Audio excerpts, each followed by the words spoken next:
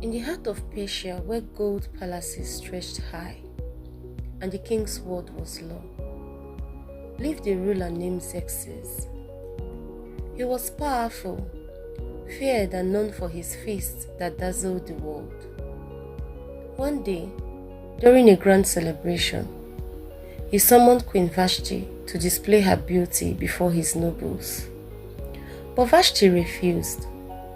The king's pride was wounded, and in anger, he stripped her of her crown. A search began across the empire for a new queen. Among the women chosen was a young Jewish orphan named Esther, raised by her cousin Mordecai. She was beautiful, but beyond her beauty was a gentle spirit and a wisdom that drew favor wherever she went.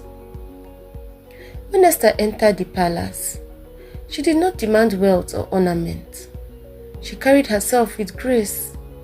The king saw her, and his heart was moved. Placing the royal crown upon her head, Esther became the queen of Persia.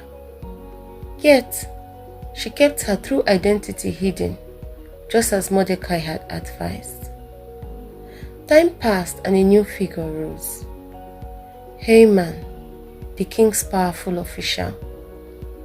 Prideful and cruel, he demanded that all bow before him. But Mordecai refused. He would not bow to any man but God. Rage consumed Haman. Discovering Mordecai's people were Jews, he sought not only Mordecai's death, but the destruction of an entire nation. Haman deceived the king into signing a decree to wipe out the Jews.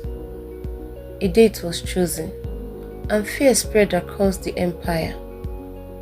The Jews wept and mourned, their future hanging by a thread. Mordecai sent word to Esther. "You must go to the king and plead for our people." But Esther trembled. To approach the king uninvited was to risk death, unless he extended the golden scepter. For days, she wrestled with fear. Mordecai's word cut deep. "Do not think you will escape in the king's palace. Who knows if you have come to the kingdom for such a time as this?" Esther made her choice. "Go, gather the Jews, fast for me 3 days. I and my maid will fast also. Then I will go to the king. If I perish, I perish." On the 3rd day, Esther put on her royal robes and entered the throne room. The king's eyes fell on her. Silence gripped the court. Then the golden scepter was extended. Esther's life was spared. But she did not reveal her request immediately. Instead, she invited the king and Haman to a banquet. Then, another. Haman, puffed with pride, built a gallows 75 feet high to hang Mordecai. But that very night, the king could not sleep. He ordered the records read, and there he discovered Mordecai had once saved his life. Was he ever rewarded? The king asked. "No, my lord." "Then he must be honored." Just then, Haman entered, eager to ask for Mordecai's death. The king asked him, "What should be done for a man the king delights to honor?" Thinking it was himself, Haman described a lavish parade with royal robes and king's horses. "Excellent," said the king. "Go, do it at once, for Mordecai the Jew." Haman's pride shattered.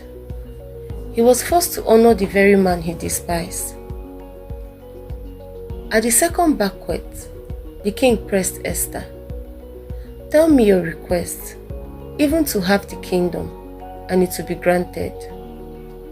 Esther's voice trembled, yet carried strength.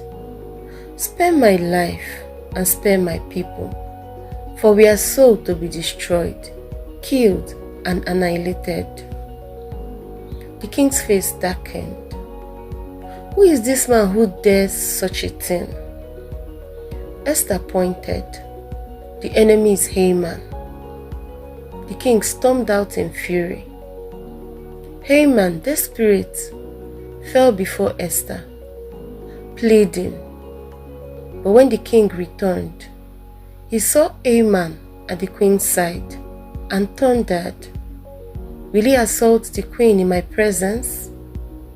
At once, Haman was seized and hanged at the very gallows he had built for Mordecai. The decree against the Jews could not be revoked, but a new decree issued. The Jews were given the right to defend themselves.